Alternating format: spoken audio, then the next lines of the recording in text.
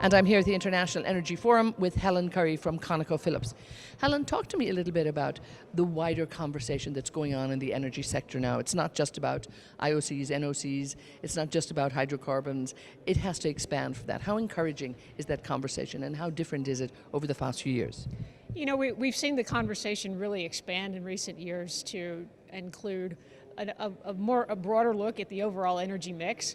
It's also a conversation that includes more elements of collaboration between companies and governments and policymakers, and it makes for a richer, better informed conversation that we believe will be more useful for all involved.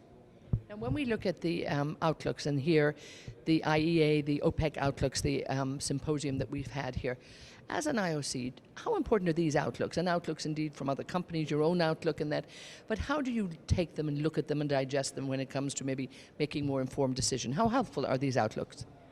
The work that the IEA does, as well as other intergovernmental organizations, is very valuable to the industry, I think, and it's very valuable to consumers as well as policymakers. There's so much data to try to collect, and it's a very difficult and challenging job. But IEA does a fantastic job of doing that and compiling the information, developing scenarios that we as companies and policymakers can all look to, and it forms the basis for very useful conversations wherein we have essentially a common denominator from which we can all think about the context and think about how we can move forward together. And talk to me about the International Energy Forum, if you would. Really a place of dialogue, and we've been here for the last few days. When you look at the future of this organization, its strength and the fact, its relevance, I guess, and its importance, how do you look at what the IEF can do in the years ahead?